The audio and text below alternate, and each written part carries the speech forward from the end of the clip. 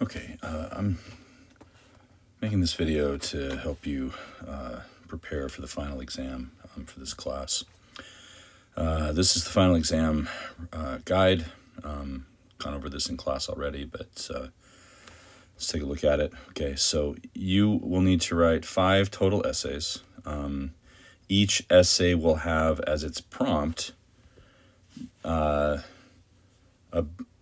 snippet or an excerpt from one of these texts.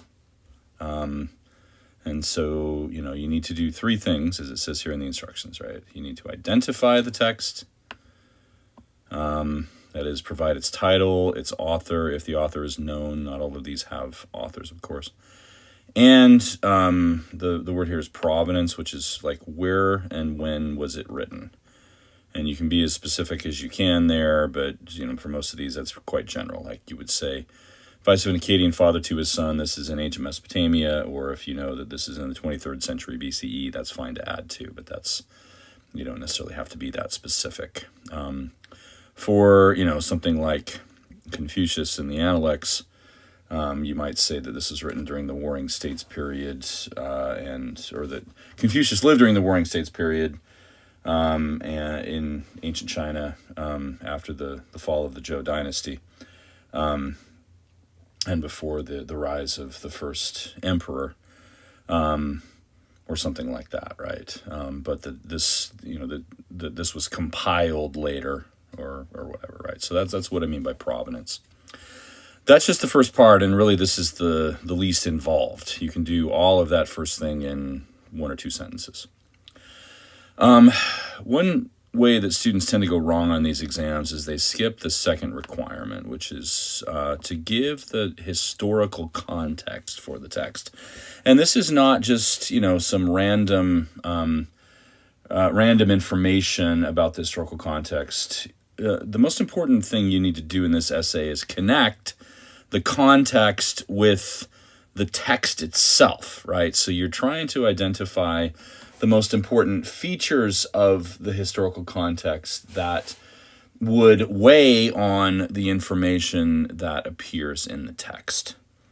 And I'll kind of walk you through this in a minute here with an example or two. And then third, you need to provide commentary, or this is what I would call explication, on the meaning of the selection provided. Now, you might remember information about, parts of the text that don't appear in the excerpt, and that's okay.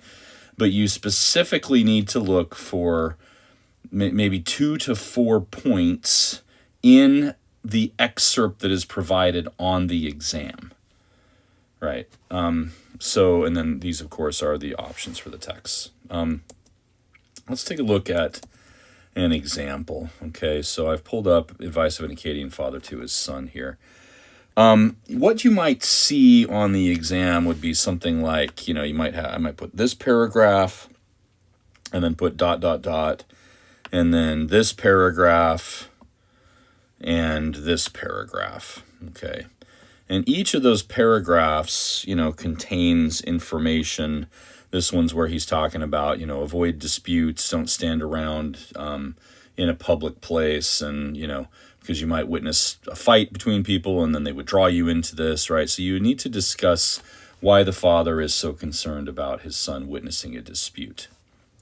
Second one, has to do with marriage and sex, and so, you would need to talk about the institution of slavery and why the father is specifically advising his son not to favor slave girls. He's not necessarily saying, don't have sex with the slave girl. He's simply saying do not honor a slave girl, right? So you would need to explain what he means by this and why that's important.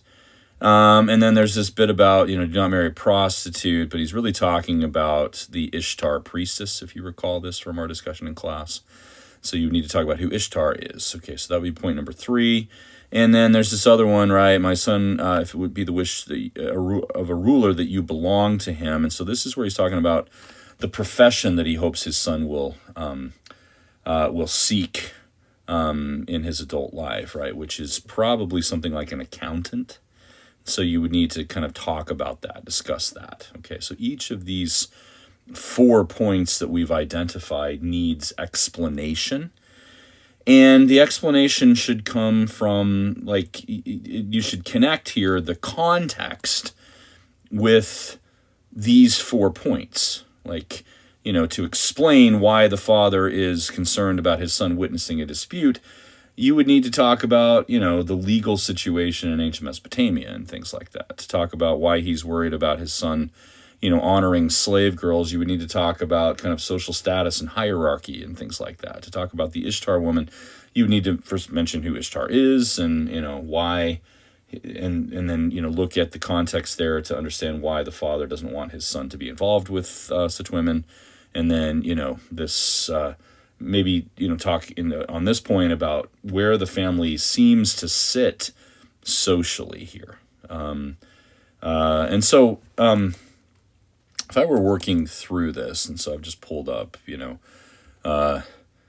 this is what I might do if I were studying for the exam, right? So we're going to identify this. Okay, this is advice of Akkadian father document, right? So we've got that. Okay. What are the important pieces of context for this? Well, this is Mesopotamia, okay? We know that there were these flooding rivers, right? And so we just kind of brainstorm through these things. Mesopotamia had angry gods. It had a pessimistic outlook. It was fiercely, hierarchical. There were the privilege for like temples and rulers. You might even bring in, like the Hammurabi Code into the discussion, even though this predates that by a few centuries. The laws, favored the wealthy and powerful, for instance, right? So, come up with a few points of context here that you think bear on the information in that document, and then start constructing sentences out of these things. This is the kind of information, by the way, that you might want to write on your 3x5 card that you're allowed to bring to the exam, right? Just a few points here to remind you of things that you might talk about. And then, for the explication, what I might do there is, say, okay, we've got the point about the point about the dispute. And so, the dispute has to do with, and here's where you connect context, that the family is not elite, and dispute may make enemies, for instance, right? And so you're drawing from the notion of hierarchy here, okay? And then, law codes favored elites, right? And so if he gets dragged into a court, then chances are, because the family is not elite, even though they're not necessarily really poor, they are educated, they can write, and so that, tells us something. But if he gets drawn into a legal case or a legal proceeding, and he has to testify against somebody who's super powerful, well, he's going to make an enemy. And then, move on to, okay, let's talk about the slave girl issue, right? Why would this be damaging potentially? Well, the family trying to move up in social standing, right? And the disruption caused by favoring slaves, you might mention that. And then, you got the Ishtar priestess, right? So, what would this be? Temples were powerful, and so, this is a question of loyalty. The priestess is not going to be loyal to him. She's going to be loyal to the, to the temple, and she seeks money from the family, right? And as soon as he stops paying donations to the temple, then the favors that she's giving to him are going to disappear, and then she won't support in case of dispute or something like that, right? So this is a family trying to walk a line here in a society where really only the elites had little to fear from the legal and political and social codes of the day, right? And so that's, all of that is the stuff that you would talk about in the explication. This is going to be a substantial essay, a substantial paragraph, right? How much, so if you've got one sentence identifying the text, and then, maybe 3 or 4 sentences talking about the context, and then a couple of sentences for each of these explication points, you're talking about an essay that runs into 10 or 12 sentences here. And so you should kind of plan along those lines for at least most of these texts, right? Let's take a look at one more potential example. And so I've pulled up the Bhagavad Gita here, right? And so, these selections that I give you won't always be contiguous. In fact, none of them probably be contiguous. But let's say that I put in this paragraph. This is from book 2, I believe, of the Bhagavad Gita. Put in this paragraph which talks about the bodies have an end, but there's something else which is eternal. Okay, the eternal embodied self. This is the concept of Atman, if you recall that. And then, then I put ... and then put this stanza, and then ... and put this one or something like that, which talks about fighting for the sake of Dharma.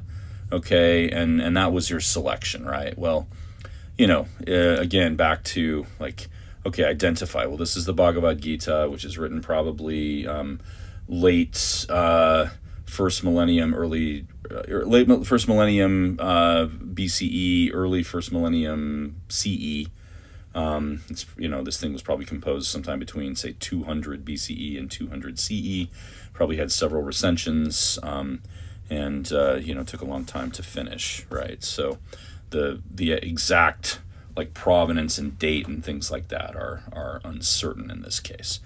But, the identify is quite easy. This is the Bhagavad Gita from ancient India, right? The context for this one, this is after the fall of the Mauryan dynasty, and India itself was in a situation where these elite, powerful, noble families were fighting against each other. And so Arjuna, seems to be, whether Arjuna is an actual historical figure or not, he seems to be representative of of these nobles who were fighting against each other, and the ethical conundrum that they would run into in doing so, right? That they're actually pitted in some cases against relatives of theirs, right?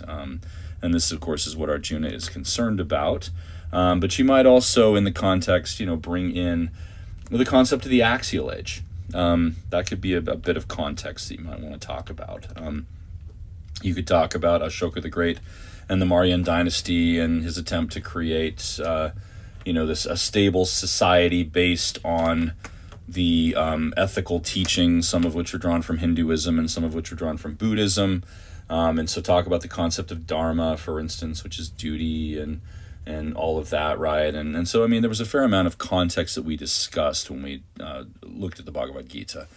And then explication, if we go back to that text, there's this stanza here is talking about the Atman, talking about the eternal part of the person, the thing that when one's body dies, it remains and then gets put into a different body in the process of reincarnation, right? And then, this one is just kind of reinforcing that. And so, the self is not to be pierced, nor burned, nor drenched, nor dried, okay?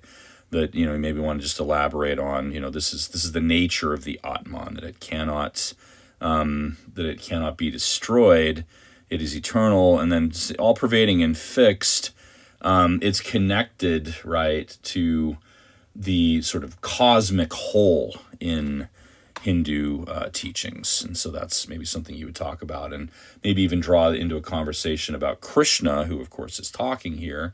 And Krishna reveals himself in the Bhagavad Gita to be kind of the maker of all of this stuff, or the one responsible for, this whole process of birth and rebirth, and taking the Atman, that Krishna is a manifestation of the cosmic whole, or something like that. And then, in this this would be about Dharma, and specifically about the situation that Arjuna finds himself in, which is that he is Kshatriya, he is a warrior, and that he needs to fight. This is his dharma to do this. And even though he's fighting against his family, because he is fulfilling his dharma, and because he is obeying Krishna, that ultimately this will turn out well for him.